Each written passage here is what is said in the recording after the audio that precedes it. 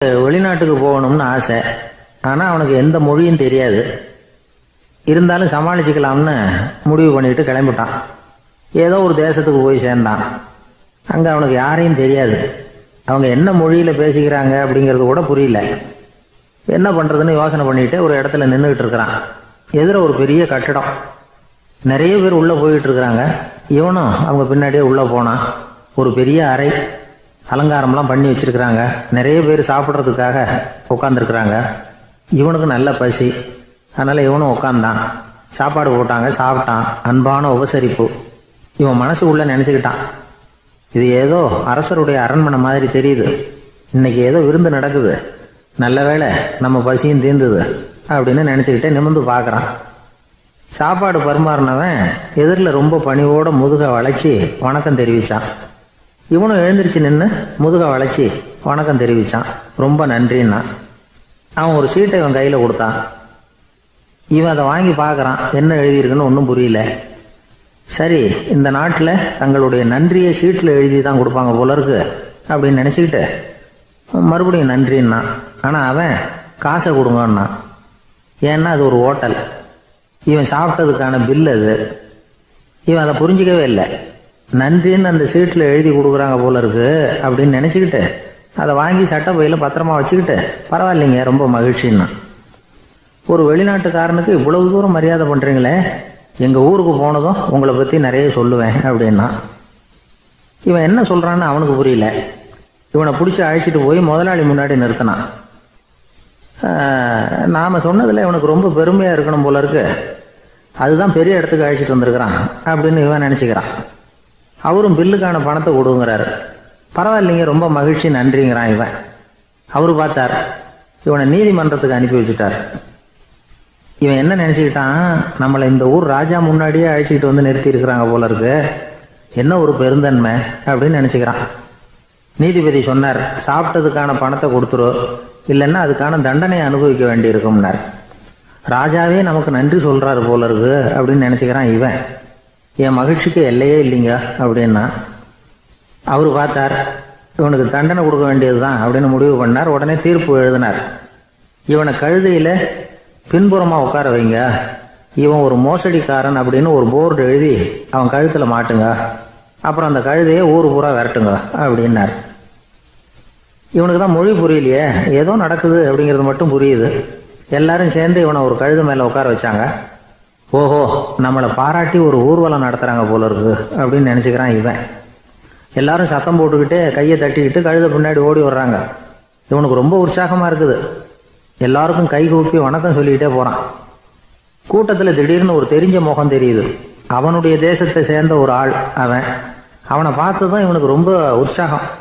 நம்ம ஊருக்கு போனதும் இங்கே நமக்கு கிடைச்ச மரியாதையெல்லாம் உண்மைதான்னு சொல்கிறதுக்கு ஒரு சாட்சியும் கிடைச்சிட்டுது அப்படின்னு நினச்சிக்கிறான். அவனை பார்த்து கத்தனான், நல்லா பார்த்துக்க, இந்த ஊர் மக்கள் எனக்கு எப்படிப்பட்ட வரவேற்பு கொடுக்குறாங்கங்கிறத நல்லா கவனிச்சுக்கோ அப்படிங்கிறான். அவனுக்கு அவமானமாக போட்டுது. தலையை குனிஞ்சிக்கிட்டே நழுவி போயிட்டான். இவன் பார்த்தான், அவன் தலை தெரியல. ஆகா, அவனுக்கு நம்ம மேலே பொறாமை போல இருக்கு, அதனால தான் காணாமல் போயிட்டான் அப்படின்னு நினச்சிக்கிறான். இப்படி ஒரு வேடிக்கை கதையை பெரியவங்க சொல்கிறது உண்டு. கதை வேடிக்கையாக இருந்தாலும் இதில் உள்ள கருத்து என்ன தெரியுமா? அந்த கழுதை மேலே உட்காந்துருக்கிறானே, அது மாதிரி தான் நாமளும் அகங்காரங்கிற கழுதை மேலே உட்காந்துக்கிட்டு இருக்கோமா. நாமளும் கிட்டத்தட்ட அதே மாதிரி பிரம்மையில் தான் இருக்கிறோமா. என்ன நடக்குதுங்கிறதே புரியறதில்லை. அகங்காரத்தில் பேசுகிறவனுக்கும் சித்த சுவாதீனம் இல்லாமல் பேசுகிறவனுக்கும் அதிக வித்தியாசம் இருக்கிறதில்ல. அது மாதிரி ஒருத்தன் தன்னுடைய வீட்டை சுற்றி சேற்றை வாரி இறைச்சிக்கிட்டு இருந்தானா. அந்த வழியாக வந்த ஒரு பெரியவர் அதை பார்த்துருக்கார். என்னப்பா பண்ணிகிட்டு இருக்கிற அப்படின்னு கேட்டாரான். கழுதைகளை விரட்டிக்கிட்டு இருக்கிறேன் அப்படின்னானா. இங்கே கழுதைகளே காணுமே அப்படின்னாரான் அவர். அதுதான் ஏற்கனவே விரட்டி விட்டனே அப்படின்னானா இவன். ஒரு ஊரில் ஒரு ராஜா இருந்தார். அவர் ஒரு நாள் காலையில் அரண்மனையில் மேல் மாடத்தில் வந்து நின்றுக்கிட்டு இருந்தார். அப்போ ஒரு ஆள் வீதியில் ரொம்ப வேகமாக ஓடிக்கிட்டு இருக்கான். அதை ராஜா கவனிச்சார். அவன் மனசில் ஏதோ ஒரு தவிப்பு இருக்குங்கிறத புரிஞ்சுக்கிட்டார். உடனே அரண்மனை சேவகர்களை கூப்பிட்டார். அந்த ஆளை இங்கே அழைச்சிட்டு வாங்க அப்படின்னார். இவங்க ஓடி போய் அந்த ஆளை அழைச்சிட்டு வந்தாங்க. மன்னர் முன்னாடி நிறுத்தினாங்க. மன்னர் அவனை நிமிர்ந்து பார்த்தார். எதுக்காக இவ்வளவு வேகமாக ஓடிக்கிட்டு இருக்கிற அப்படின்னு கேட்டார். இதுக்கு அவன் சொன்னான், மன்னா, நம்ம கோட்டையின் வடக்கு வாசல் இருக்கு இல்லையா, அது ஓரமாக ஒரு பெரிய பாறாங்கல் கிடக்கு. அதுக்கு அடியில் நான் ஒரே ஒரு வெள்ளி நாணயத்தை புதைச்சி வச்சுருக்கேன். அது இப்போ எனக்கு தேவைப்படுது. என்னுடைய மனைவிக்கு ஒரு பரிசு வாங்கி கொடுக்க வேண்டியிருக்கு. அதுக்காக தான் அவசரமாக ஓடிக்கிட்டு இருக்கிறேன் அப்படின்னா. மன்னர் யோசனை பண்ணார். அப்புறம் சொன்னார், அதுக்காகவா இப்படி ஓடுற? பரவாயில்ல, அதை பற்றி கவலைப்படாத. நான் உனக்கு 10 வெள்ளி காசுகள் தர்றேன், வாங்கிட்டு திரும்பி போ அப்படின்னார். இவன் தலையை சொரிஞ்சான். மன்னா, நீங்கள் கொடுக்கறத ரொம்பவும் மகிழ்ச்சியோடு வாங்கிக்கிறேன். இருந்தாலும் அதுக்கப்புறம் அந்த வடக்கு வாசலுக்கு போய் அங்கே இருக்கிற ஒரு நாணயத்தையும் எடுத்துக்கிட்டு போயிடுறேனே அப்படின்னு நான். இதை பாருப்பா, அந்த ஒரு நாணயத்தை மறந்துடு, உனக்கு 100 வெள்ளி நாணயங்கள் தரேன் இருக்கார். மன்னா, ரொம்ப மகிழ்ச்சி. உங்கள் மாதிரி தாராள குணம் வேற யாருக்கும் வராது. நீங்கள் கொடுக்குற 100 நாணயங்களையும் வாங்கிக்கிறேன். இருந்தாலும் வடக்கு வாசலுக்கு போய் அதையும் எடுத்துக்கிட்டா 101 ஆயிடுமே அப்படின்னு நானா. இதை பாருப்பா, அந்த ஒரு நாணயத்தை மறந்துடு, அது எக்கேடாவது கெட்டு போகட்டும். நான் உனக்கு 100 பொற்காசுகள் தரேன், அதையாவது வாங்கிட்டு வந்த வழியிலேயே திரும்பி போடுன்னாரான். தங்க நாணயங்களே தரேன்னு சொல்கிறீங்க, தாராளமாக வாங்கிக்கிறேன். இருந்தாலும் வடக்கு வாசலுக்கு போய் அப்படின்னு மறுபடியும் ஆரம்பித்தான். அரசர் பொறுமை இழந்துட்டார். கடைசியாக ஒரு முடிவுக்கு வந்துட்டார். இதை பாருப்பா, உனக்கு என்னுடைய ராஜ்யத்திலேயே பாதியை கொடுத்துட்றேன், அப்படியாவது திருப்தியாக திரும்பி போ அப்படின்னாராம். மன்னா, உங்களுடைய பெருந்தன்மைக்கு ஈடு இணையே கிடையாது. தேசத்திலேயே பாதி பிரித்து கொடுக்குறேன்னு சொல்கிறீங்க. அதனால் உங்ககிட்ட ஒரு சின்ன வேண்டுகோள் அப்படின்னானா. சொல்லுன்னாராம் மன்னர் ஆர்வமா. இவன் மெதுவாக ஆரம்பித்தான். அப்படி இந்த ராஜ்யத்தை 2ஆக பிரிக்கிறப்போ அந்த வடக்கு வாசல் இருக்கிற பக்கத்தை என்கிட்டயே கொடுத்துருங்கோ அப்படின்னானா. மன்னர் அசந்து போயிட்டார். இந்த கதை எதுக்காகன்னு கேட்டால், மனம்ங்கிறது ஒரு குரங்குங்கிறத புரிஞ்சுக்கிறதுக்காகத்தான். உன்னை பிடிச்சிக்கிட்டா லேசில் விடாது. அப்படிப்பட்ட மனசை அறிவு தான் வழி நடத்தணும். அதில் தான் வாழ்க்கையின் வெற்றி அடங்கியிருக்குது. ஒரு சின்ன பையன் தெருவில் அழுதுகிட்டு இருந்தான். ஏன்பா அழுகுறேன்னு ஒரு பெரியவர் கேட்டார். 1 ரூபா காசை இங்கே தொலைச்சுட்டேன் அப்படின்னா. சரி, அதுக்காக அழாத, அதுக்கு பதிலாக 10 ரூபா தரேன், இந்தா வச்சுக்கோன்னு கொடுத்தார். அந்த 10 ரூபாயை வாங்கி சட்டப்பையில் போட்டுக்கிட்டு அதை விட அதிகமாக சத்தம் போட்டு அழ ஆரம்பிச்சுட்டான். மறுபடியும் ஏன்டா அழறேன்னு கேட்டார் பெரியவர். அந்த 1 ரூபாயும் கிடச்சிட்டுதுன்னா இப்போ என்கிட்ட 11 ரூபா இருக்குமே, இப்போ 10 ரூபா தானே இருக்குது அப்படின்னு சொல்லிவிட்டு அழறான். சங்கீத வித்வான்களில் பல வகை உண்டு. சில குறிப்பிட்ட ராகங்களை பாடுறதுல அவங்களுக்கு பெருமை வர்றது உண்டு. ஆனால் ஒருத்தர் இருந்தார், அவரால் ஒரு ராகத்துக்கே பெருமை வந்தது. அந்த ராகத்தை அவர் வாசித்து கேட்கணும் அப்படின்னு சொல்லுவாங்க. அது என்ன ராகம்னா தோடி ராகம். சரி, அந்த வித்வான் யாருன்னா அவர் தான் திருவாவடுதுறை ராஜரத்னம் பிள்ளை. பேராசிரியர் கல்கி ஒரு சமயம் தம்முடைய பத்திரிகையில் எழுதினாராம். அதை அப்படியே படிக்கிறேன் கேளுங்களேன். ஆகா, ஸ்ரீ ராஜரத்னம் பிள்ளையின் தோடி ஆலாபனையை முதலில் கேட்டபோது அவருடைய கற்பனையை விட்டு தள்ளுங்கள். நம்முடைய மனதில் என்னென்ன இன்பமயமான கற்பனைகள் எல்லாம் உதித்தன. குழந்தை தாயிடம் கொஞ்சம் குரலை கேட்டோம், அன்னை குழந்தையிடம் கொஞ்சம் குரலை கேட்டோம், ரதியும் மன்மதனும் பேசிக்கொண்ட காதல் மொழிகளை கேட்டோம், முருகன் சிவபெருமான் செவிகுளிர மொழிந்த உபதேசத்தை கேட்டோம், கலைமகள் கவிஞனுக்கு அருளிய ஆசி மொழிகளை கேட்டோம், நாரத முனிவருடைய தம்பூரா சுருதியை கேட்டோம், ராவணன் தன் எலும்பை ஒடித்து வீணையாகச் செய்து வாசித்த கானத்தை கேட்டோம், கானப்பறவைகளின் கலகல ஒலியை கேட்டோம், கோலக்குயில்களின் குரல் இனிமையை கேட்டோம். இப்படிலாம் பேராசிரியர் கல்கி விமர்சனம் எழுதியிருக்கிறார். திருவாவடுதுறை ராஜரத்னம் பிள்ளை அவர்களுடைய வாசிப்பை கேட்டுட்டு டி.என். ராஜரத்னம் பிள்ளை இறந்து போனார். அப்போ கவிஞர் கண்ணதாசன் எழுதினார், செவியனில் ஓடி எங்கள் சிந்தையில் ஓடி இந்த புவியெல்லாம் ஓடி நின்பார் பொங்கிய தோடி வேறிங்கு எவரிடம் போகும் ஐய இனி அதை காப்பார் யாவர் அவிந்தனின் சடலத்தோடே அவிந்தது தோடிதானும் அப்படின்னு எழுதினாராம். அந்த அளவுக்கு அவருடைய தோடியை ரசித்தவர்கள் உண்டு. அதே மாதிரி தோடின்னா என்னன்னு தெரியாமலே அவரை ரசித்தவங்களும் அந்த காலத்தில் உண்டு. அதாவது ஒரு பெரிய சபையில் இவர் வாசிச்சுக்கிட்டு இருக்கிறார். பாதியில் ஒரு பெரிய மனுஷன் உள்ளே வந்தார். அவர் உடம்புல பட்டு வேஷ்டி, ஜருகை, அங்கவஸ்திரம், வாயில் வெத்தலை, வாசனை புகையில, காதில் வைரக்கடுக்கன், கழுத்தில் தங்க சங்கிலி, கை விரல் பூரா மோதிரம், கையில் ஒரு வெள்ளி வெத்தலை புட்டி, உதவிக்கு 2 பேர் பக்கத்தில். இவ்வளவு பந்தாவோட வரார் கச்சேரி கேட்கறதுக்கு. இப்படி வந்தவர் முதல் வரிசையில் உட்கார்ந்தார். வித்வான் வாசித்து முடித்ததும் இவர் அவரை பார்த்து, ஐயா, நீங்கள் தோடி வாசிக்கிறதுல ரொம்ப கெட்டிக்காரர்னு கேள்விப்பட்டிருக்கேன். அதை கேட்கறதுக்காக தான் மெனக்கிட்டு வந்திருக்கிறேன். அதை வாசிங்களேன் அப்படின்னாராம் இந்த பெரியவர். ராஜரத்னம் பிள்ளைக்கு ஒன்றும் புரியல. ஏன்னா இது வரைக்கும் அவர் வாசிச்சுக்கிட்டு இருந்ததே அந்த தோடி ராகத்தை தான். அதை வாசித்து முடித்ததும் அதை வாசிங்களேன்னு இவர் கேட்குறார். அப்படின்னா இவரோட ஞானம் எப்படிப்பட்டது? இவ்வளவும் கேட்டுட்டு இப்படி கேட்குறாரே அப்படின்னு அவர் யோசிச்சிருக்கிறார் ராஜரத்னம் பிள்ளை. உடனே என்ன பண்ணார் தெரியுமா?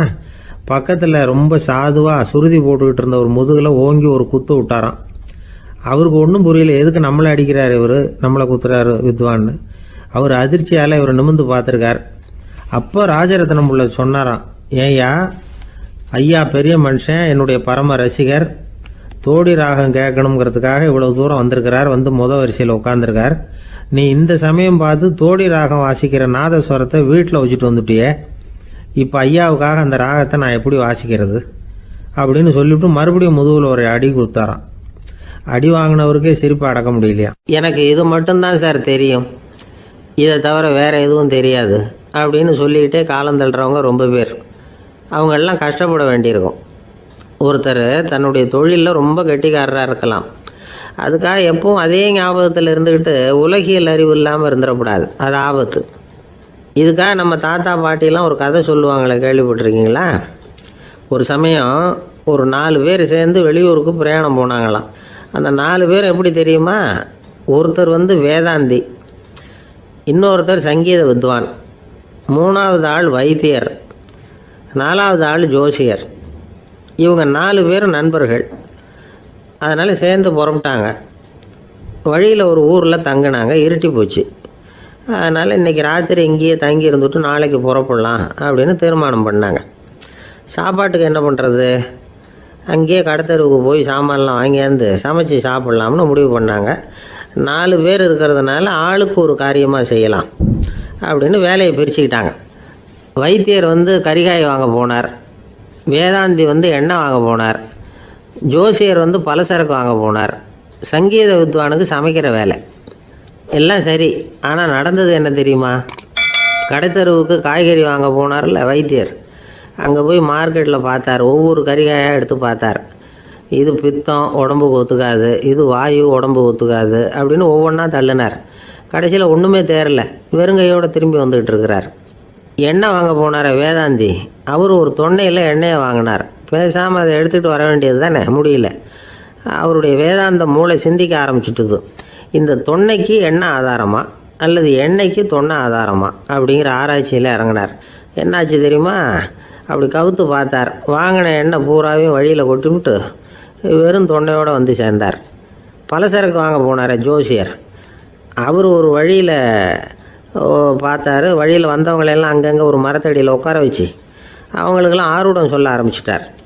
அப்படி ஒவ்வொருத்தராக சொல்லி முடிச்சுட்டு கடத்தருக்கு போய் சேர்ந்தார். இவர் அங்கே போய் சேர்றதுக்குள்ளே ரொம்ப நேரம் ஆகிட்டுது.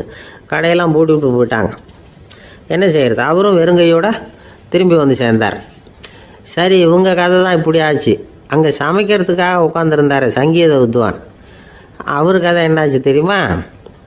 அங்கே அவர் அடுப்பை பற்ற வச்சு ஒலையை கொதிக்க வச்சார். அதாவது ஒரு பானையில் தண்ணியை ஊற்றி அடுப்பில் வச்சார். அது கொதிக்க ஆரம்பிச்சிது. தண்ணி கொதிக்கிற சத்தம் இருக்குதுல்ல, அது இவருக்கு தாளம் போடுறது மாதிரி இருந்தது. ஒரே குஷி, பாட ஆரம்பிச்சிட்டார். பாடிக்கிட்டே உற்சாகமாக கையில் இருந்த கரண்டியால் அந்த பானையில் தட்டினார், தாளம் போடுறதா நினச்சிக்கிட்டு. அவ்வளவுதான், பானை பட்டுன்னு உடஞ்சி போச்சு. தலையில் கையை வச்சுக்கிட்டு அவரும் உட்காந்துட்டார். எந்த தொழில் தெரிஞ்சாலும் சரி, அதை புத்திசாலித்தனமாக பயன்படுத்த தெரியலன்னா ஆபத்து தான். அதுக்காக தான் இந்த கதை. ஒரு பஸ்ஸு டிரைவர் ரொம்ப கெட்டிக்காரரு. பஸ்ஸை ரொம்ப திறமையாக ஆபத்து இல்லாமல் ஓட்டினதுக்காக பரிசுலாம் வாங்கினவர். அவரே ஒரு படகு ஓட்டுறதுக்காக அழைச்சிட்டு போயிருக்கிறாங்க, மோட்டார் படகு. அதையும் ரொம்ப திறமையாக தான் ஓட்டிகிட்டு போயிருக்கிறாரு. நடுக்கடலில் போனதும் படகு நின்று போச்சு. மோட்டாரில் ஏதோ கோளாறு. என்ன செய்யலாம் அப்படின்னு அந்த டிரைவரை கேட்டிருக்கிறாங்க படகுல இருந்தவங்கெல்லாம். அப்போ அவர் சொன்னாராம், கவலைப்படாதீங்க, ஒன்றும் பிரச்சனை இல்லை, எல்லாரும் கொஞ்சம் கீழே இறங்கி பின்னாடி தள்ளுங்க, மோட்டார் ஸ்டார்ட் ஆகிடும் அப்படின்னாராம். இமயமலை அடிவாரத்தில் ஒரு மடம், அங்கே ஒரு சன்னியாசி இருந்தார். அவர்கிட்ட ஒருத்தர் வந்தார். சுவாமி, ஆசையை உதற நினைக்கிறேன், முடியல, ஒட்டிக்கிட்டே வருது அப்படின்னாராம். இப்படி உட்கார, ஒரு கதை சொல்கிறேன் அப்படின்னு சொல்லி அவர் சொல்ல ஆரம்பித்தாராம். அவர் சொன்ன கதை என்னென்னா, ஒரு ஊரில் ஒரு ஆள் இருந்தான். அவன் பேர் குப்புசாமி. அவங்ககிட்ட எப்பவும் ஒரு பழைய தொப்பி இருக்கும், விடவே மாட்டான். அதனால் அவனை எல்லாரும் தொப்பி சாமி அப்படின்னு தான் கூப்பிடுறது வழக்கம். ஒரு புது தொப்பி வாங்கிக்கப்படாதாப்பா அப்படின்னு நண்பர்கள்லாம் சொல்லி பார்த்தாங்க. பணத்துக்கு எங்கே போவேன் அப்படின்னு விட்டானா. பணம் வச்சுருக்கான், செலவு பண்ண மனசு வரல. மகா கஞ்சன். பழைய பாட்டில்கள்லாம் வாங்கி விற்றுக்கிட்டு இருந்தான். அப்படி ஒரு தடவை பழைய கண்ணாடி சாமான்களை ஏலத்தில் எடுத்தப்போ அதில் ஒரு அருமையான சென்ட்டு பாட்டில் கிடச்சிது. உடனே ஒரு ஐடியா பண்ணான். அந்த சென்ட்டை சின்ன சின்ன பாட்டில்களில் அடைச்சி ஜன்னல் ஓரமாக அடுக்கி வச்சுட்டான். அதை விற்றா நிறைய பணம் கிடைக்குமே. அதனால் இதுக்கு இடையில் ஒரு நாள் அவன் அப்படியே உட்காந்துருந்தான். அந்த நேரம் நண்பன் வந்தான். ஏண்டா உன் பழைய தொப்பியை மாற்றப்படாதா, ஊரில் எல்லோரும் கேலி பேசுகிறாங்களே ஒன்று தொப்பி சாமின்னு அப்படின்னு சொல்லி கேட்டிருக்கான். இந்த சென்ட்டு பாட்டில் விற்றதும் பணம் வரும், அதுக்கப்புறம் பார்க்கலாம் அப்படின்னு நானா இவன். சரி வா நீச்சல் குளத்துக்கு போயிட்டு வருவோம் அப்படின்னு கூப்பிட்ருக்கான் நண்பன். 2 பேரும் போனாங்க. அதே நேரம் அந்த ஊர் நீதிபதியும் அங்கே குளிக்க வந்தாராம். அவர்கிட்ட இருந்தது விலை வசந்த ஒரு புது தொப்பி. அதை அங்கே இருந்த ஸ்டாண்டில் மாட்டிவிட்டு குளிக்க போனார். இதுக்கிடையில் குப்புசாமி குளிச்சுட்டு வந்தான். அவனுடைய பழைய தொப்பியை காணலை. அந்த புது தொப்பியை பார்த்தா இது நண்பனுடைய வேலை தான் அப்படிங்கிறதாக புரிஞ்சுக்கிட்டு அதை எடுத்து மாட்டிகிட்டு வந்துட்டான். நீதிபதி குளிச்சுட்டு வந்து பார்க்குறாரு, தொப்பியை காணும். போலீஸில் புகார் கொடுத்தார். அவங்க தேடினாங்க. ஒரு மூலையில் பழைய தொப்பி கிடச்சிது. அடடா இது நம்ம குப்புசாமியோட தொப்பி இல்லையா அப்படின்னு நானா ஒருத்தன். உடனே அவன் வீட்டுக்கு தேடிட்டு போயிருக்காங்க. அங்கே போய் பார்த்தா புது தொப்பி அங்கே இருக்குது. உடனே அவனுக்கு 1000 ரூபா அபராதம் போட்டாங்களாம். அவன் பணத்தை கட்டிவிட்டு ரொம்ப எரிச்சலோடு வீட்டுக்கு வந்தான். பழைய தொப்பி கண்ணில் பட்டது. மறுபடியும் உன்னால் தானே எனக்கு 1000 ரூபா நஷ்டம் அப்படின்னு சொல்லி அதை எடுத்துக்கிட்டு அப்படி போயிருக்கான். அந்த ஊர் குளத்தில் வீசி எரிஞ்சிட்டு வந்துட்டான். அது மீன் பிடிக்கிற ஒருத்தன் கையில் சிக்கிச்சு.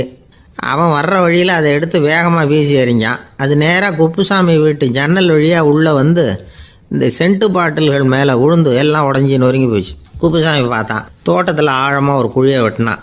அந்த தொப்பியை போட்டான், மூடிவிட்டான். இதை அடுத்த வீட்டுக்காரன் பார்த்தான். ஏதோ புதையல் தான் வச்சுருக்கான் போல இருக்குன்னு நினச்சான். போலீஸில் போய் புகார் கொடுத்துட்டான். மறுபடியும் போலீஸ் குழியை தோண்டினாங்க. பழைய தொப்பி மறுபடியும் வெளியில் வந்தது. எல்லோரும் சிரிக்கிறாங்க. அன்னைக்கு ராத்திரியே அந்த தொப்பியை எடுத்துக்கிட்டு நேராக புறப்பட்டான். ஒரு கல்லில் அதை சேர்த்து கட்டி குடிநீர் தொட்டி இருக்கும்ல அதில் போட்டுட்டு வந்துட்டான். இனிமேல் என்ன பண்ணும் பார்ப்போன்னு. ஒரு நாள் திடீர்னு குழாயெல்லாம் அடைப்பட்டு போச்சு. மாநகராட்சி அலுவலர்கள் என்னன்னு பார்த்தா அந்த பழைய தொப்பி குழாயை அடைச்சிக்கிட்டு இருக்குது. இது குப்புசாமியோட தொப்பிங்கிறது தான் எல்லாருக்கும் தெரியுமே. உடனே குடிநீரை பாழாக்கணத்துக்காக குப்புசாமிக்கு கோர்ட்டு 2500 ரூபா அபராதம் போட்டுவிட்டுது. அதையும் கட்டிவிட்டு வெளில வந்தான். கடைசியாக முடிவு பண்ணான். ஒரு நெருப்பு குச்சியை கிழிச்சான். தொப்பியை கொளுத்தினான். எரிஞ்சுது. எடுத்து வெளில எரிஞ்சான். கொஞ்ச நேரத்தில் தீ அணைப்பு படம் வந்துட்டுது. ஆமாம், இவன் எடுத்து எரிஞ்சது வெளியில் விழுந்து வீட்டு கூரையே பற்றிக்கிட்டு எரிய ஆரம்பிச்சுட்டுது. அவனோட பணத்தாசையும் அதோடு சேர்ந்து எரிஞ்சு போச்சான். இப்படி ஒரு கதை. இந்த கதையை சொல்லி முடித்தார் அந்த இமயமலை அடிவாரத்தில் இருந்த சன்னியாசி. இப்போ அந்த குப்புசாமி எங்கே இருக்கிறான்னு கேட்டார் எதிரில் இருந்தவர். இதோ உன் எதிரிலே இருக்கிறான், நான் தான் அந்த குப்புசாமி அப்படின்னாரான் அந்த சன்னியாசி. அந்த குப்புசாமி கிட்ட இருந்தது மாதிரி ஒரு பழைய தொப்பி நம்ம ஒவ்வொருத்தர்கிட்டையும் உண்டு. அதை எப்படி தொலைக்கிறதுன்னு தெரியாமல் தடுமாறிக்கிட்டு இருக்கிறோம். அது என்ன தொப்பிங்கிறீங்களா? அதுதான் நம்மை சூழ்ந்திருக்கிற மாயை அப்படிங்கிறார் சுவாமி சின்மயானந்தர். மெய்ஞானம் கிடைக்கிறப்போ மாயை எரிஞ்சு போகும் அப்படிங்கிறது அவருடைய கருத்து. நம்மால் ஒருத்தர் வேகமாக ஓடி வந்தார். காலில் மாட்டியிருந்த பழைய செருப்பு 2 ஆவேசமாக தூக்கி ஒரு கிணத்துல போட்டுட்டு வெறுங்காலோடு நடந்து வந்துக்கிட்டு இருக்கிறார். ஏன் அப்படி பண்ணீங்க அப்படின்னு கேட்டோம். அந்த செருப்புக்கு சொந்தக்காரன் பின்னாடி வந்துக்கிட்டு இருக்கிறான், அதனால் அப்படி பண்ணேன் அப்படிங்கிறார் இவர். வாழ்க்கையில் சில சந்தர்ப்பங்களில் நாம் சில அவமானங்களை சந்திச்சே தீர வேண்டியிருக்கு. என்ன பண்ணுறது, காலம் அப்படி. அவமானப்படுறவங்க உடனே அடங்கி போய்டுறது தான் உலக வழக்கம். அவமானப்பட்டால் உடனே சீறி எழறவங்களும் உண்டு. ஆனால் அதையே ஒரு சவாலாக எடுத்துக்கிட்டு முன்னுக்கு வர்றவங்களும் சில பேர் இருக்கிறாங்க. அவங்க ரொம்ப அபூர்வம். இன்றைக்கி மனோதத்துவ நிபுணர்கள்லாம் என்ன சொல்கிறாங்க தெரியுமா? அவமானப்பட்டுட்டா உடனே அடங்கி போயிடக்கூடாதான். அதையே ஒரு சவாலாக எடுத்துக்கிட்டு மனசில் ஒரு வைராக்கியத்தோடு முயற்சி பண்ணினா வாழ்க்கையில் எல்லாரும் முன்னேறலாமா. அவமானங்கிறத நாம் வைராக்கியமாக மாற்றிக்கணும். அதுதான் வெற்றிக்கு வழி. ராமர் இந்த பூமியில் பிறந்ததே ஒரு வைராக்கியத்தினால தான் சார் அப்படின்னார் ஒருத்தர். எப்படிங்க அது அப்படின்னு கேட்டேன். அவர் சொன்னார், தசரதருக்கு ராமர் குழந்தையாக பிறக்கணும், அப்போ தான் இங்கே இருக்கிற கஷ்டங்கள்லாம் நீங்கும் அப்படின்னு சர்வ லோகமும் எதிர்பார்த்துக்கிட்டு இருக்குது. ஆனால் அவர் எப்போ வந்து பிறப்பார் அப்படின்னு யாருக்கும் தெரியல. அந்த காரியம் சீக்கிரம் நடக்கணுமே, அதுக்கு என்ன பண்ணுறது? நாரதர் வந்தார் ஒரு நாள் தசரதரை தேடி. தசரதா, உனக்கு ஒரு செய்தி தெரியுமான்னு ஆரம்பித்தார். அவர் எப்பவும் இப்படித்தானே ஆரம்பிக்கிறது வழக்கம். என்ன விஷயம்னு கேட்டார் தசரதர். தசரதா, நீ அடிக்கடி உன்னோட தேரில் ஏறிக்கிட்டு தேவலோகத்துக்கு போகிற, அங்கே போகிற வர்ற எல்லாம் பண்ணிகிட்ருக்க, எல்லாம் சரி. தேவலோகத்துலேயும் உன்னை நல்லபடியாக தான் வரவேற்கிறாங்க. தேவேந்திரன் உன்னை பிரியமாக அழைச்சிட்டு போய் தன்னுடைய அரியாசனத்திலேயே தனக்கு பக்கத்திலேயே உட்கார வைக்கிறான். நீயும் சந்தோஷமாக உட்காந்து பேசிவிட்டு வந்துடுற. ஆனால் நீ இங்கே வந்ததுக்கு அப்புறம் அங்கே என்ன நடக்குது தெரியுமா உனக்கு அப்படின்னாரான் நாரதர். என்ன நடக்குது எனக்கு ஒன்றும் தெரியலையே அப்படின்னாரான் தசரதர். நாரதர்கிட்ட வந்து கிட்டத்தில் வந்து கேட்டிருக்கார், கொஞ்சம் சொல்லுங்கள் என்னது அப்படின்னு. அவர் நெருங்கி வந்தாரான் நாரதரும். மெதுவாக அவர் காதோட காதாக சொன்னாராம். அதாவது நம்ம பாஷையில் சொல்லப்போனால் பற்ற வைக்கிறார். நீ அங்கே தேவேந்திரங்கிட்ட உட்காந்து பேசிவிட்டு வந்த பிறகு நீ அங்கே உட்காந்துருந்த அரியாசனத்தை தண்ணி ஊற்றி கழுவி சுத்தப்படுத்துகிறாங்க. நீ என்ன அந்த அளவுக்கு சுத்தம் இல்லாத ஆளா, தினம் குளிக்காமையாக இருக்கிற அப்படின்னாராம். தசரதருக்கு இது ரொம்ப அவமானமாக போயிட்டுது. அப்படியே செய்கிறாங்க அப்படின்னாராம். ஆமாம், நீ வேணும்னா நான் சொல்கிறது உண்மையா இல்லையா அப்படின்னு சோதனை பண்ணி பார்த்துக்கோ அப்படின்னாரான் நாரதர். உடனே தசரதர் இதுக்காகவே புறப்பட்டு தேவலோகம் போனார். அங்கே வழக்கம் போலவே இவரை கூப்பிட்டு உட்கார வச்சு பேசிக்கிட்டு இருந்தான் தேவேந்திரன். கொஞ்ச நேரம் பேசிக்கிட்டு இருந்துட்டு சரி நான் கிளம்புறேன்னு புறப்பட்டார். சரி, அவனும் வாசல் வரைக்கும் வந்து வழி அனுப்பி வச்சுட்டு உள்ளே போயிட்டான். தசரதர் வெளியில் கொஞ்ச நேரம் மறைஞ்சி இருந்துட்டு மெதுவாக உள்ளே எட்டி பார்த்தார் என்ன நடக்குதுன்னு. நாரதர் சொன்னது உண்மைதான். தசரதர் உட்காந்துருந்த ஆசனத்தை அங்கே 2 தேவர்கள் கழுவி சுத்தப்படுத்திக்கிட்டு இருக்கிறாங்க. தசரதரால் இதை தாங்கிக்க முடியல. அவருக்கு ரொம்ப அவமானமாக போச்சு. நேராக கிடுகிடுன்னு தேவேந்திரங்கிட்டே போனார். நான் உட்காந்துருந்த இருக்கையே சுத்தம் பண்ணுறியே, நான் என்ன அந்த அளவுக்கு பாவியா அப்படின்னு கேட்டார். ரொம்ப கோபமாக கேட்டார். தசரதரே, மனுஷனுக்கு 3 கடன்கள் உண்டு. தேவ கடன், ரிஷி கடன், பித்ரு கடன். இதை தீர்க்காதவன் பாவியாகிறான். இதில் மகனை பெறுவதால் தான் பித்ரு கடன் தீரும். உனக்கு மகன் கிடையாது, அதனால் நீ பாவி ஆகிற. பாவி உட்காந்துருந்த இடம்ங்கிறதுனால அதை சுத்தம் செய்ய வேண்டியது எங்கள் கடமை அப்படின்னு நானான் தேவேந்திரன். இந்த இடத்துல தசரதருக்கு ஏற்பட்ட அவமானம் ஒரு வைராக்கியமாக மாறிச்சு. தேவேந்திரனே கேட்டுக்கோ, ஒரு மகனை பெற்ற பிறகு தான் இந்த சபையில் மறுபடியும் அடி எடுத்து வைப்பேன் அப்படின்னு சொல்லிவிட்டு போயிட்டாரான். போய் புத்திர காமேஷ் யாகம் பண்ணார். புத்திரர்கள் பிறந்தார்கள். இந்த கதையில் உள்ள கருத்து என்னென்னா, தேவேந்திரன் தசரதரை அப்படி அவமானப்படுத்தலைன்னா அவருக்கு இப்படி ஒரு வைராக்கியம் பிறந்திருக்குமா? யோசித்து பார்க்கணும். நமக்கு ஏற்படுகிற சில அவமானங்களையும் வைராக்கியமாக மாற்றிக்குவோம். அப்படி மாற்றிக்கிட்டோம்னா வாழ்க்கையில் வந்து முன்னேறலாம். நம்ம ஆளுங்க சில பேர் அவமானத்தை வந்து வைராக்கியமாக மாற்றிக்கிறது எப்படி தெரியுமா? நம்மக்கிட்ட ஒரு பையன் சொன்னான், எங்கள் அப்பா என்னை எல்லாருக்கும் முன்னாடி வச்சு திட்டிவிட்டார், பொறுப்பு இல்லாமல் ஊர் சுற்றுறேன்னு சொல்லி அவமானப்படுத்தி விட்டார். இனிமேல் நீ என் முகத்திலேயே முழிக்காதரா போடான்னு வேற சொல்லிவிட்டார். எனக்கு ரோஷம் வந்துட்டுது. அந்த அவமானத்தை வைராக்கியமாக மாற்றிக்கிட்டேன். அன்னையிலேருந்து அவர் முகத்திலேயே முழிக்கிறதில்ல அப்படின்னா. அப்படியான்னு கேட்டோம். ஆமாங்க, அவர் வீட்டில் இல்லாத நேரமாக பார்த்து உள்ள சமையல் கட்டுக்கு போய் சாப்பிட்டுட்டு நைஸாக வெளியில் வந்துடுவேன் அப்படிங்கிறான் அவன். ஒரு கடைக்கு போனேன், 5 ரூபா பணத்தை எடுத்து கொடுத்தேன். ஒரு தினசரி பத்திரிகையை கேட்டேன். அவர் உடனே அங்கே அடுக்கி வச்சுருந்த பத்திரிகையில் ஒன்று எடுத்து என் கையில் கொடுத்தார். வாங்கிக்கிட்டேன். மீதி பணத்தை எடுத்தார். அதையும் என் கையில் கொடுக்கணும்ல, கொடுக்கல. எதிரில் இருந்த பலகையில் வச்சு எடுத்துக்க சொன்னார். எப்பவும் அவர் அப்படி தான் பண்ணுவார். நானும் எடுத்துக்கிட்டு வந்துடுவேன். இவர் ஏன் இப்படி பண்ணுறாருங்கிறது எனக்கு ரொம்ப நாளாக ஒரு சந்தேகம்.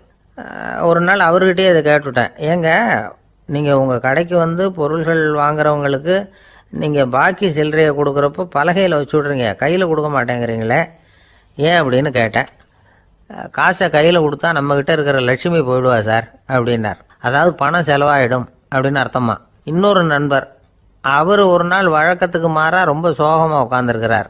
ஏங்க என்னாச்சு, ஏன் இப்படி கப்பலே கவிழ்ந்தது மாதிரி உட்காந்துருக்குறீங்க அப்படின்னு கேட்டேன்.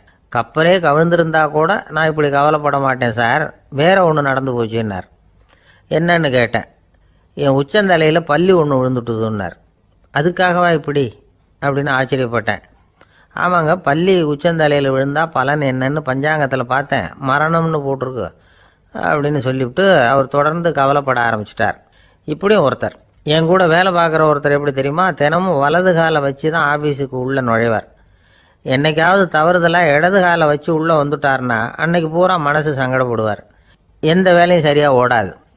கேரம் போர்டு ஆடுற ஒருத்தர் எப்போ ஆட உட்காந்தாலும் ஸ்ட்ரைக்கரை கை தவறி கீழே விழுற மாதிரி பண்ணி அதுக்கப்புறம் அதை எடுத்துக்கிட்டு ஆட உட்காருவார். ஏன்னா எப்போவோ ஒரு தடவை நிஜமாகவே அது கை தவறி கீழே விழுந்திருக்குது.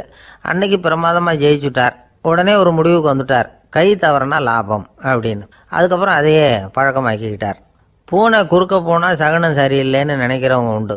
ஆனால் ஒருத்தர் எப்படி தெரியுமா, அவர் வெளியில் கிளம்புற சமயம் பக்கத்து வீட்டு ரேடியோவில் மியாவ் மியாவ் பூனைக்குட்டின்னு பாட்டு சத்தம் கேட்டால் கூட போதும், சகனம் சரியில்லைன்னு பிரயாணத்தை கேன்சல் பண்ணிவிடுவார். இப்போ இவ்வளவும் எதுக்கு சொல்கிறோம்னா, அளவுக்கு மீறின சகுன நம்பிக்கைகள் இருக்குது பாருங்கள், இதோட பயமும் சேர்ந்துக்கிட்டதுன்னு வச்சுக்கோங்க, இது ஒருத்தருடைய மனநிலையை பாதிச்சிடும். இது உளவியல் நிபுணர்கள் சொல்கிற கருத்து. வாழ்க்கையே தடுமாற வச்சிரும். பாதுகாப்பு இல்லாத உணர்வு, ஒரு விதமான டிப்ரெஷன் மனநிலை, இதெல்லாம் தான் இதுக்கு காரணமாக அமையலாம்.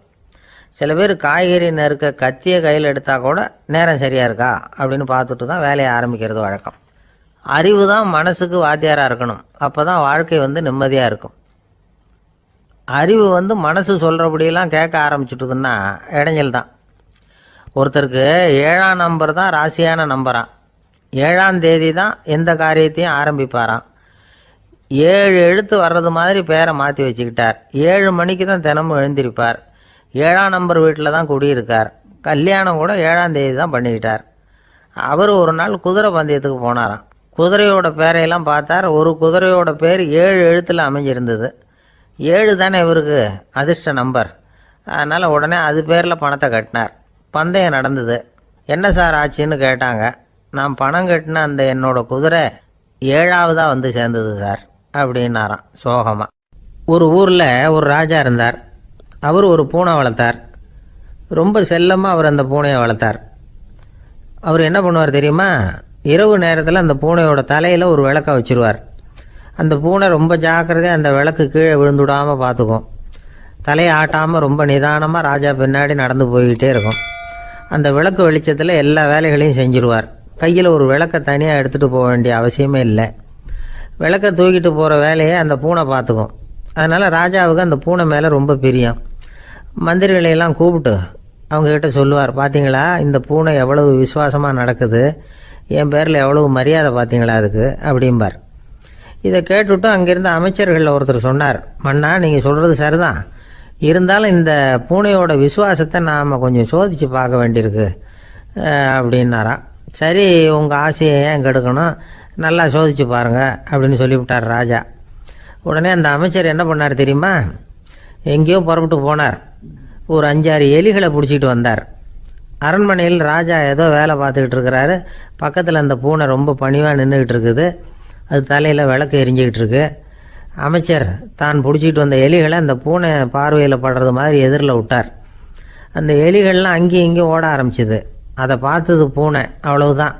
தலையில் இருக்கிற விளக்கை பற்றியும் கவலைப்படலை, ராஜாவை பற்றியும் கவலைப்படலை. ஒரே பாய்ச்சலாக பாஞ்சு எலிகளை துரத்த ஆரம்பிச்சுட்டுது. தலையில் இருந்த விளக்கு எங்கேயோ போய் விழுந்தது, அணைஞ்சு போச்சு. இருட்டில் ராஜா தடுமாற ஆரம்பிச்சுட்டார். இந்த சமயத்தில் அந்த அமைச்சர் மறுபடியும் விளக்கை ஏற்றினார். வெளிச்சம் வந்தது. அதுக்கப்புறம் அந்த அமைச்சர் பேசினார், அரசே, பூனையோட விசுவாசத்தை பார்த்தீங்களா, எலி அது கண்ணில் படுற வரைக்கும் தான் விசுவாசமாக இருந்தது. அது மாதிரி எலியை பார்த்ததும் எல்லாத்தையும் விட்டுட்டு அதை துரத்த ஆரம்பிச்சுட்டு பார்த்தீங்களா. தான் அந்த பூனையை பற்றி நினச்சது தப்புங்கிறது அதுக்கப்புறம் தான் அந்த ராஜாவுக்கு புரிஞ்சுதான். சரி, இப்போ எதுக்கு இந்த கதையெல்லாம் அப்படிங்கிறீங்களா, இந்த பூனை மாதிரி தான் நம்ம மனசும். மனசை எவ்வளவு தான் பயிற்சி கொடுத்து பக்குவமாக வச்சுருந்தாலும் பார்க்குறதுக்கு பரமசாது மாதிரி தான் இருக்கும். பார்க்க வேண்டியதை பார்த்துட்டுதுன்னா பாஞ்சிரும். இந்த பூனை மாதிரி புலன் இன்ப பொருள்கள் கிட்டாத வரைக்கும் மனம் அடங்கி இருக்கிறது மாதிரி தான் தெரியும். கொஞ்சம் வாய்ப்பு கிடைச்சாலும் அது குதிக்க ஆரம்பிச்சிடும், தப்பு பண்ண ஆரம்பிச்சிடும். பெரிய பெரிய முனிவர்கள் வாழ்க்கையில் நடந்த வீழ்ச்சி இதை தான் நிரூபிக்குது. புலன்களின் ஆற்றல் அதிகம். அதனால் மனக்கட்டுப்பாடு பயிற்சிகளில் ரொம்ப எச்சரிக்கையாக இருக்கணுங்கிறார் சுவாமி சிவானந்தர். மது பழக்கத்தையே விட்டுவிட்டேன்னு உறுதியாக இருப்பான். கடை கண்ணில் பட்டுவிட்டதுன்னா கால் அவனை கேட்காமலே இழுத்துக்கிட்டு உள்ளே போயிடும். இதுதான் மனசுங்கிறது. அதுதான் அந்த ராஜா வளர்த்த பூனை. நம்மால் ஒருத்தன் அந்த ராஜா பூனை தலையில் விளக்க வச்சது மாதிரி இவன் தன்னுடைய தலையிலேயே ஒரு விளக்கை ஏற்றி வச்சுக்கிட்டு என்னத்தையோ தேட ஆரம்பித்தான். தேடிக்கிட்டு இருக்கிறான். தலையை ஆட்டாமல் நிதானமாக நடந்து ரொம்ப நேரமாக தேடிட்டு இருக்கிறான். அந்த சமயம் அங்கே வந்த ஒருத்தர் என்னத்தை தேடுறீங்கன்னு கேட்டார். அதுதான் மறந்து போச்சு அப்படின்னு இழுத்தான். சரி, கொஞ்சம் இப்படி உட்காருங்க, ஞாபகம் வந்ததும் தேட ஆரம்பிக்கலாம் அப்படின்னார் அவர். இவன் கொஞ்ச நேரம் உட்காந்து யோசித்தான். அப்புறம் திடீர்னு எழுந்திரிச்சான். ஞாபகம் வந்துட்டுதுன்னா. என்னன்னு கேட்டார். எங்கள் வீட்டில் இருந்த விளக்கை எங்கே வச்சேன்னு தெரியல, அதை தான் தேடிக்கிட்டு இருக்கிறேன், ஏற்றி வைக்கலாம்னு பார்க்குறேன் அப்படின்னா. இந்த உலகத்தில் நாம் நல்லபடியாக இருக்கணும்னா அதுக்கு முக்கியமாக தேவைப்படுறது 2. ஒன்று செல்வம், இன்னொன்று அறிவு. சரி, இது 2ல் சிறந்தது எது அப்படின்னு ஒரு கேள்வி கேட்டால் என்ன பதில் சொல்கிறது? இதே கேள்வியை ஹஸ்ரத் அலி அவர்கள்கிட்ட கேட்டாங்களாம். அவர் ஒரு பெரிய அறிஞர். கேள்வி கேட்டவங்களும் சாதாரண ஆட்கள் இல்லை, இவங்களும் அறிஞர்கள்.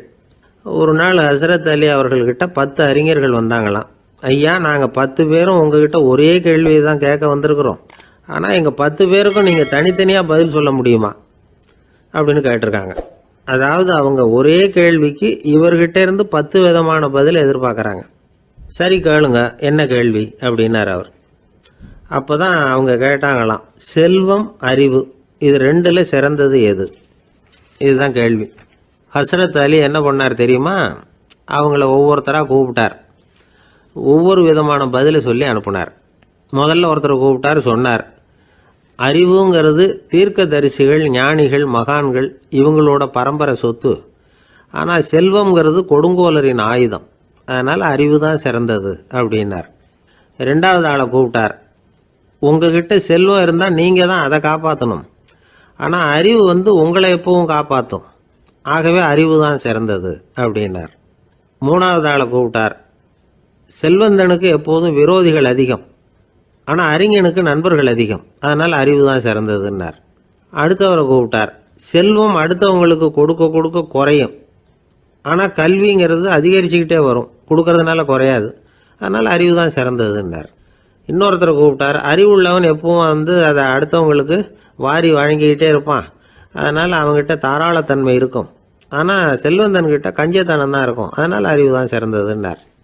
6வது நபரை கூப்பிட்டார். செல்வத்தை கள்வர்கள் திருடிட்டு போக முடியும், ஆனால் அறிவை அப்படி திருடிட்டு போக முடியாது அப்படின்னார். 7வது நபரை கூப்பிட்டார். செல்வம் கால ஓட்டத்தில் அழிஞ்சிரும், ஆனால் அறிவை கால ஓட்டம் ஒன்றும் பண்ண முடியாது, ஆகவே அறிவே சிறந்ததுன்னார்.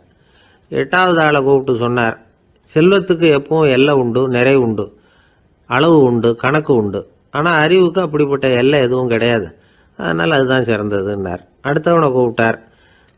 செல்வம் உள்ளத்தில் உள்ள ஒளியை போக்கிவிடும், இருட்டை உண்டாக்கிவிடும், விரிந்த மனப்பான்மையை குறுகலாக்கிவிடும். ஆனால் அறிவு அப்படி இல்லை, இருண்ட உள்ளத்தில் ஒளியை பாய்ச்சி அதை விசாலப்படுத்துது, அதுதான் சிறந்ததுன்னார்.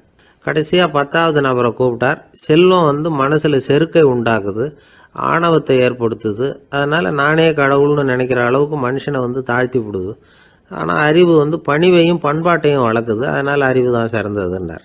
ஆக இப்படி 10 பேருக்கும் 10 விதமாக பதில் சொன்னது மூலமாக ஹஸ்ரத் அலி அவர்கள் அறிவு தான் செல்வத்தை விட சிறந்தது அப்படிங்கிறதுக்கு 10 காரணங்களை சுட்டி காட்டியிருக்கார். அந்த அறிஞர் 10 பேர் கேட்ட ஒரே கேள்விக்கு 10 பதில் சொன்னார். நமக்கு வேண்டிய ஒருத்தர் 10 பேர் கேட்ட கேள்விக்கு ஒரே பதில் சொல்லி சமாளித்தார். கேள்வி என்ன தெரியுமா? என்கிட்ட வாங்கின கடனை எப்போயா திருப்பி கொடுக்க போகிற? இதுதான் அந்த 10 பேரும் கேட்ட ஒரே கேள்வி. இந்த மாதம் 26ஆம் தேதி தந்துடுறேன் அப்படிங்கிற ஒரே பதில் சொல்லி அவ்வளவு பேரையும் இவர் அனுப்பி வச்சுட்டாராம். எல்லாரும் போனதுக்கப்புறம் இவரை தனியாக கூப்பிட்டு கேட்டிருக்கிறாங்க. அது என்ன சார் கணக்கு, 26ஆம் தேதி அன்னைக்கு என்ன அதிசயம் நடக்க போகுது அப்படின்னு கேட்டிருக்காங்க. அதிசயம் அன்னைக்கு இல்லை, அதுக்கு நாளே நடக்க போகுதுன்னாராம். விவரமாக சொல்லுங்கன்னு இருக்காங்க. வேற ஒன்றும் இல்லைங்க, 26ஆம் தேதி தானே எல்லாரையும் வர சொல்லியிருக்கிறேன், அதுக்கு நாளே நான் புறப்பட்டு தலைமறைவாயிட போகிறேன் அப்படின்னாராம் ரொம்ப பெருமையாக. ஒரு ஊரில் ஒரு ராஜா இருந்தார். அந்த ராஜாவுக்கு ஒரு மந்திரி. ராஜா ரொம்ப நியாயமானவர், நேர்மையானவர், கண்டிப்பானவர். தப்பு செய்கிறது யாராக இருந்தாலும் தண்டனை கொடுப்பார். வேண்டியவங்களுக்கு ஒரு நியாயம், வேண்டாதவங்களுக்கு ஒரு நியாயங்கிறதெல்லாம் அவர்கிட்ட கிடையாது. ஒரு சமயம் அரசவையில் அந்த அமைச்சரே விதிமுறைகளுக்கு புறம்பா ஏதோ நடந்துகிட்டு இருக்கார். மன்னருக்கு கோபம் வந்துட்டுது. உடனே அந்த அமைச்சரை கிட்டத்தில் கூப்பிட்டு அவர் கன்னத்தில் ஓங்கி ஒரு அறை கொடுத்துட்டாராம். உடனே அந்த அமைச்சர் என்ன பண்ணார் தெரியுமா? நேராக போனார். அங்கே நின்றுக்கிட்டு இருந்த இன்னொருத்தர் கன்னத்தில் ஓங்கி அரைஞ்சார். அறை வாங்கினவர் திகைச்சு போயிட்டார். இவர் ஏன் நம்மளை வந்து அரைகிறார் அப்படின்னு யோசனை பண்ணார். மன்னரும் திகைச்சு போயிட்டார். நாம இவரை அரைஞ்சா அதுக்காக இவர் போய் இன்னொருத்தரை அரையணுமா அப்படின்னு யோசனை பண்ணார். இவருக்கு என்ன பைத்தியமானு கூட நினைக்க ஆரம்பிச்சிட்டார். ஆனால் என்ன ஆச்சுன்னா, அப்புறம் அமைச்சர் அவர் கவனிச்சுக்கிட்டு இருந்தாரா, அவர் இன்னொருத்தர் அரைஞ்சார் இல்லையா, அந்த அறை வாங்கின ஆசாமியை பார்த்து கத்திக்கிட்டு இருந்தார். யார்? அமைச்சர். ஏன்பா என்கிட்ட அறையை வாங்கிக்கிட்டு இப்படி விவரம் இல்லாமல் நின்றுட்டு இருக்கிறிய, நான் உனக்கு கொடுத்ததை நீ வேற யாருக்கிட்டையாவது கொடுத்துரு அப்படின்னார். உடனே அந்த ஆள் பார்த்தான். தனக்கு அடுத்தபடியாக நின்றுக்கிட்டு இருந்தவனை ஓங்கி ஒரு அறை அரைஞ்சான். அவன் கன்னத்தை தடவிட்டே யோசனை பண்ணான். இது ஏதோ புரிஞ்சுக்கிட்ட மாதிரி அடுத்தாப்புல நின்றுக்கிட்டு இருந்தவனை அரைஞ்சான். இப்படி இந்த அறை வந்து மாறி மாறி போய்கிட்டே இருக்குது. ஊரு பூரா பிரயாணம் பண்ண ஆரம்பிச்சுட்டுது. அன்னைக்கு ராத்திரி அந்த ராஜா படுக்கிறதுக்காக போனார். அந்த நேரம் பார்த்து அவர் கன்னத்தில் பலார்னு ஒரு அறை விழுந்தது. நம்மளே அரையிறது யாரு அப்படின்னு அதிர்ச்சியோட மன்னர் திரும்பி பார்க்குறாரு. அரைஞ்சது அவரோட மனைவி. என்னாச்சு உனக்குன்னு கத்துனார் ராஜா. உங்களுக்கு தெரியாதா, ஊர் பூரா ஒருத்தர் மாற்றி ஒருத்தர் மூலமாக இந்த அறை வந்து பிரயாணம் பண்ணிட்டு வருது அப்படின்னாங்க அந்த அம்மா. அப்படின்னா ஆரம்பித்த இடத்துக்கே வந்துட்டுதா அப்படின்னாராம் மன்னர். என்ன சொல்கிறீங்கன்னு கேட்டிருக்காங்க. இவர் விவரத்தை சொன்னாராம். அப்படின்னா நீங்கள் ஆரம்பித்து வச்ச இந்த விளையாட்டை நான் முடிச்சு வச்சுட்டேன் அப்படின்னாங்களாம் அந்த அம்மா. மறுநாள் காலை மறுபடியும் அரசவை கூடிச்சு அந்த அமைச்சர் மன்னரை பார்த்து கேட்டார். என்ன மகாராஜா, என்கிட்ட கொடுத்ததை திருப்பி வாங்கிட்டீங்களா அப்படின்னாராம். இப்படி நடக்கும்னு நான் எதிர்பார்க்கவே இல்லைன்னார் மன்னர். ஆனால் நான் எதிர்பார்த்தேன். அது எங்கே போயிட போகுது, ஊர் பூரா சுற்றி கடைசியில் உங்ககிட்ட தான் வந்து சேரும் அப்படிங்கிறது எனக்கு தெரியும் அப்படின்னார் அமைச்சர். இந்த கதை வந்து வேடிக்கையாக இருந்தால் கூட இதில் உள்ள கருத்து முக்கியமானது. இந்த உலகத்தில் பல கருத்துக்கள் இப்படி தான் மாறி மாறி சுற்றி வந்துக்கிட்டே இருக்குது. நம்மளும் ஒருத்தன் தன்னுடைய நண்பன் ஒருத்தனை கடத்தரில் பார்த்தான். உடனே ஓடி போய் பலார்னு ஒரு அறை கொடுத்தானான். அவன் கன்னத்தை தடவிட்டு ஏன்டா என்ன அரைஞ்சேன்னு கேட்டிருக்கான். நீ ஏன்டா என்னை முட்டாள்னு என் மனைவிட்ட போய் சொன்னேன் அப்படின்ட்டுருக்கான் அவன். உன்னை ஒரு முட்டாள்னு சொன்னதுக்காகவா நீ என்ன அரைஞ்ச அப்படின்னு கேட்டிருக்கான் இவன். டேய், நான் அதுக்காக அறையலப்பா, அது ஒரு பெரிய ரகசியம். நான் முட்டாளுங்கிறது அந்த ரகசியத்தை நீ வந்து ஏன் எங்கள் வீட்டில் போய் சொன்னேன், அதுக்காக தான் அரைஞ்சேன் அப்படின்னு நான் அவன். ஒரு இலக்கிய கூட்டம் ஏற்பாடு பண்ணியிருக்கிறோம், நீங்கள் அவசியம் வந்து அதில் பேசணும் அப்படின்னு கேட்டுக்கிட்டார் ஒருத்தர். வேணாங்க, 4 பேருக்கு முன்னாடி வந்து நிற்கிறதுனா எனக்கு ரொம்ப கூச்சமாக இருக்கும் அப்படின்னாரு இவர். ஏன் சார் இன்னமும் குழந்த மாதிரி கூச்சப்படுறீங்களே அப்படின்னார் அவர் ஒரு மாதிரியாக சமாளித்து அனுப்பி வச்சுட்டு அதுக்கப்புறம் அதை பற்றி இவர் யோசித்து பார்த்துருக்கார். சில நிபுணர்கள் எழுதியிருக்கிறத படித்தும் பார்த்துருக்கிறார். மனோதத்துவ நிபுணர்கள் என்ன சொல்கிறாங்க தெரியுமா? 10லேருந்து 20% குழந்தைகள் பிறக்கிறப்பவே கூச்ச சுபாவம் கொண்டதாக தான் இருக்குதான். ஒரு தாத்தா தன்னோட பேர பிள்ளைய ஆசையாக கூப்பிடுறார் விளையாட்டு காட்ட, அதை அழுதுகிட்டு ஓடி போகுது. ஒரு அம்மா தன்னோட பிள்ளைய பள்ளிக்கூடத்தில் சேர்க்கறதுக்காக கூப்பிட்டுக்கிட்டு போகிறாங்க. அந்த புள்ள அம்மாவோட முந்தானையில் ஒளிஞ்சிக்கிட்டு வெளில வரமாட்டேங்குது. இவங்களெல்லாம் எப்படி சமாளிக்கிறது? குழந்தைகளோட கூச்ச சுபாவத்தை போக்குறது எப்படி? இதுக்கு நிபுணர்கள் சில யோசனைகளை சொல்லியிருக்கிறாங்க. மற்றவங்களுக்கு முன்னாடி என் பையனுக்கு கூச்சம் ரொம்ப அதிகம் சார், மற்றவங்க பார்த்தா ரொம்ப வெக்கப்படுறான், இப்படி சொல்கிற அப்பாக்கள் உண்டு. என் பையன் புது மனுஷால பார்த்தா அட்டையாக ஒட்டிக்குவான் சார் அப்படின்னு சொல்கிற அப்பாக்களும் உண்டு. இப்படிலாம் குழந்தைகளுக்கு வந்து முத்திரை குத்துறது ரொம்ப தப்பான். புதுசாக யாராவது வீட்டுக்கு வந்தால் குழந்தை தானாக தன்னோட கூச்சத்தையும் பயத்தையும் போக்கிக்கிட்டு சகஜமாக மாறி வர்றதுக்கு வாய்ப்பு கொடுக்கணுமா. ஒரு கூட்டத்துக்கோ அல்லது சொந்தக்காரங்க கல்யாணத்துக்கோ குழந்தைய அழைச்சிட்டு போகிறீங்க, அங்கே போய் கட்டாயப்படுத்தி குழந்தைய மற்றவங்க கிட்ட பேச சொல்லக்கூடாது. சில சமயம் குழந்தை தானாக தன்னுடைய கூச்ச சுபாவத்தை விட்டு பேசுறதுக்கு முன் வந்தால் அதை பாராட்டணும். குழந்தை கலகலப்பு இல்லாமல் மௌனமாக இருந்ததுன்னா அதையும் கண்டுக்கக்கூடாது. குழந்தை பேச ஆரம்பித்தா அதை ஆர்வத்தோடு கவனிக்க தெரியணும். கலந்து உரையாடுற பழக்கத்தை வீட்டிலேயே ஆரம்பிக்கலாம்.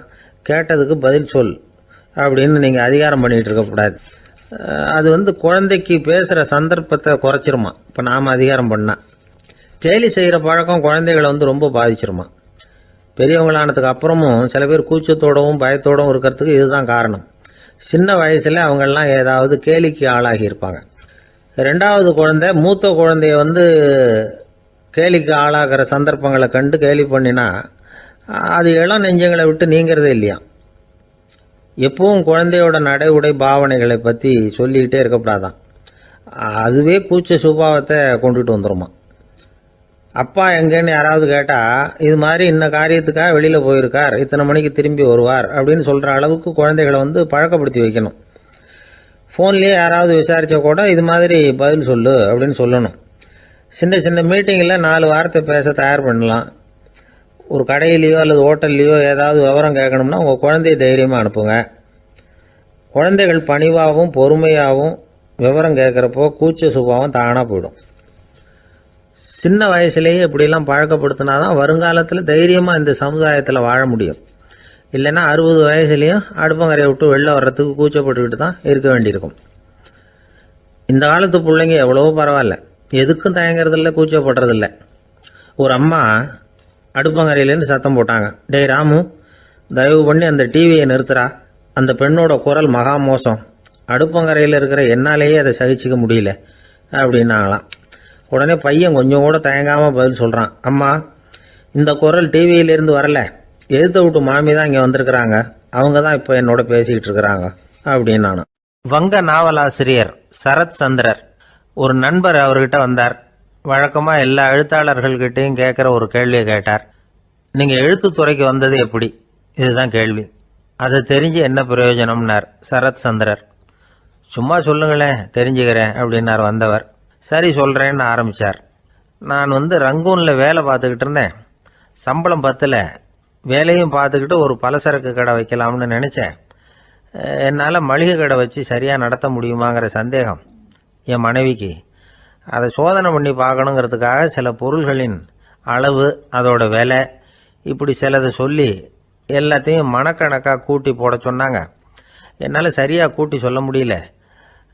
உங்களால் மளிகை கடை நடத்த முடியாதுன்னு சொல்லிவிட்டாங்க. உடனே என்ன பண்ணுறது, வேறு வழி இல்லை, கதை எழுத ஆரம்பிச்சிட்டேன் அப்படின்னார். கேட்டவருக்கு சிரிப்பு வந்துட்டு தான். சரத் சந்திரர் ஒரு பக்கம் சீரியஸான நாவல்கள், சிறுகதைகள் எழுதியிருந்தாலும் அவருடைய இன்னொரு பக்கம் வேற விதம். நண்பர்கள்கிட்ட பேசும்பொழுதும் சரி, அவர்களுக்கு கடிதங்கள் எழுதும்போதும் சரி, கேலியும் கிண்டலும் நகைச்சுவை உணர்வும் அதிகமாக இருக்கும். காந்திஜி ஒரு சமயம் கல்கத்தாவுக்கு வந்திருந்தார். தேசபக்தர்கள் பல பேர் அவர்கிட்ட பேசிக்கிட்டு இருந்தாங்க. அப்போது சரத் சந்திரரும் அங்கே இருந்தார். கிரண் சங்கர் ராய் அப்படிங்கிறவரும் அங்கே இருந்தார். அவர் சொன்னாராம், காந்திஜியோட பழகிய முதல் வங்காளி நான் தான். போயர் யுத்த காலத்தில் இவர் லண்டனுக்கு வந்திருந்தப்போ என்கிட்ட தான் வங்காள மொழி கற்றுக்கிட்டார் அப்படின்னாராம். உடனே சரத் சந்திரர் காந்திஜியை பார்த்து, இவர் உங்களுக்கு வங்காள மொழி கற்றுக் கொடுத்தது உண்மைதானா அப்படின்னாராம். ஆமான்னாராம் காந்தி. அதனால தான் உங்களால் வங்காள மொழி கற்றுக்க முடியல அப்படின்னாராம். எல்லாரும் சிரிச்சாங்களாம். சரத் சந்திரர் சாம்தாபேர் அப்படிங்கிற கிராமத்தில் தங்கியிருந்தார். ஒரு இலக்கிய நிகழ்ச்சியில் கலந்துக்கிறதுக்காக. அதுக்காக ஒரு கல்கத்தாவுக்கு போக வேண்டிய சூழ்நிலை. அதுக்காக புறப்பட்டார். அந்த சமயத்தில் பின்னாடி இருந்து யாரோ அவரை கூப்பிட்டாங்க. இப்படி கூப்பிட்டவரை பார்த்து இன்னொருத்தர் யாரோ அதட்டி இருக்கிறாங்க. போகிறவரை ஏன் இப்படி கூப்பிடுறீங்க அப்படின்னு. ஏன் கூப்பிட்டா என்னன்னு கேட்டிருக்கார் சரத் சந்திரர். புறப்படுறவங்கள பின்னாடி இருந்து கூப்பிடுறது அபசகுனம், போகிற இடத்துல ஏதாவது ஆபத்து வரலாம் அப்படின்னு அதுக்கு விளக்கம் கொடுத்துருக்கிறார் அவர். உடனே சரத் சந்திரர் சொன்னாராம், இதோ இவங்க என்னை இலக்கிய கூட்டத்துக்கு அழைச்சிட்டு போகிறாங்களே, இதை விட வேற என்ன ஆபத்து வந்துட போகுது அப்படின்னாராம். இப்படி சரத் சந்திரருக்கு இயல்பாகவே நகைச்சுவை உணர்வு உண்டு. அவருடைய நண்பர் ஒருத்தர் வீட்டுக்கு கூப்பிட்டுருந்தார். அங்கே ஒரு கச்சேரிக்கு ஏற்பாடு பண்ணியிருந்தாங்க. சரத் சந்திரருக்கு இயல்பாகவே கச்சேரியில் நீண்ட ஆலோசனையெல்லாம் கேட்கறதுக்கு பொறுமை இருக்காது. அதனால் மெதுவாக பாட போகிறவர் எப்படி அப்படின்னு கேட்டிருக்கார். அவருக்கு ரொம்ப நல்லா பாட தெரியும் அப்படின்னு சொல்லியிருக்கிறாங்க. அதுக்கு சரத் சந்திரர், பாட தெரியுங்கிறது சரி, பாட்டை நிறுத்த தெரியுமா அதை சொல்லுங்கள் முதல்ல அப்படின்னாராம். ஒரு பெரியவர் உட்கார்ந்துருக்கிறார். அவரை சுற்றி அவருடைய தோழர்கள் உட்காந்துருக்கிறாங்க. ஏதோ ஒரு முக்கியமான செய்தியை அவர் அவங்களுக்கு சொல்லிகிட்டு இருக்கிறார். அவங்களும் ஆர்வமாக கேட்டுக்கிட்டு இருக்கிறாங்க. இந்த சமயத்தில் யாரோ ஒரு ஆள் வேகமாக அங்கே வர்றார். வர்ற வேகத்திலேயே எனக்கு ஏதாவது உதவி செய்யுங்க அப்படின்னு கேட்டுக்கிட்டே வர்றார். கேட்கறது உதவி, ஆனால் குரல் மிரட்டுறது மாதிரி இருக்குது, அதட்டி கேட்கறது மாதிரி இருக்குது. இதை கேட்டதும் அந்த பெரியவர் ஆத்திரப்படலை, ஆனால் அவரை சுற்றி இருந்தவங்க ஆத்திரப்பட்டாங்க. இதை பெரியவர் கவனித்தார். கொஞ்சம் அமைதியாக இருங்கன்னார். வந்தவரை கூப்பிட்டார். அவருக்கு சில பொருள்களை கொடுத்தார். என்னங்க இப்போ உங்களுக்கு மகிழ்ச்சி தானே அப்படின்னார். ஆ அப்படின்னு அலட்சியமாக அவர் சொல்கிறார். நான் உங்களை நல்ல முறையில் நடத்தினேன்னா அப்படின்னு கேட்குறாரு அவர் மறுபடியும். அதெல்லாம் ஒன்றும் இல்லை அப்படின்னு சொல்லி அவர் சொல்லிகிட்டு இருக்கிறாரு. குரலில் கடுமை குறையில. சுற்றி இருந்தவங்களால இதை பொறுத்துக்க முடியல. கோபத்தோடு அவரை நோக்கி நெருங்க ஆரம்பித்தாங்க. பெரியவர் அவங்களையெல்லாம் தடுத்து நிறுத்தினார். வந்தவரை வாங்க என்னோட அப்படின்னு சொல்லி அழைச்சிட்டு போனார். வீட்டுக்கு போனார். அங்கே போனதும் இன்னும் சில பொருள்களை எடுத்து அவர்கிட்ட கொடுத்தார். இப்போ திருப்தி தானே, நான் உங்ககிட்ட நல்ல முறையில் நடந்துக்கிட்டேனா அப்படின்னார். அவர் முகம் இப்போ தான் கொஞ்சம் மலர்ந்தது. ரொம்ப நன்றி, இறைவன் உங்கள் குடும்பத்துக்கு எல்லா நன்மைகளையும் செய்வான் அப்படின்னு சொன்னார். இதே வார்த்தைகளை என்னுடைய தோழர்கள்கிட்டே சொல்லிட்டீங்கன்னா அவங்க கோபம் தணிஞ்சிரும், வர முடியுமான்னார். கண்டிப்பாக வர்றேன் அப்படின்னாரு. மறுநாள் காலையில் அந்த இடத்துக்கு வந்தார். அதே மாதிரி சொல்லிவிட்டு அவர் போயிட்டார். தோழர்கள்லாம் ரொம்ப வியப்போடு பெரியவரை பார்த்தாங்க. அந்த பெரியவர் தான் நபிகள் நாயகம். அவர் சொன்னார், ஒருத்தன் ரொம்ப ஆசையாக ஒரு ஒட்டகத்தை வளர்த்துக்கிட்டு வந்தான். ஒரு நாள் அந்த ஒட்டகம் கயத்தை அறுத்துக்கிட்டு ஓடி போயிட்டுது. அக்கம் பக்கத்தில் இருக்கிறவங்கெல்லாம் அந்த ஒட்டகத்தை பிடிக்கிறதுக்கு முயற்சி பண்ணாங்க. அதை துரத்திக்கிட்டு ஓடினாங்க. ஒட்டகம் தாறுமாறாக ஓட ஆரம்பிச்சுது.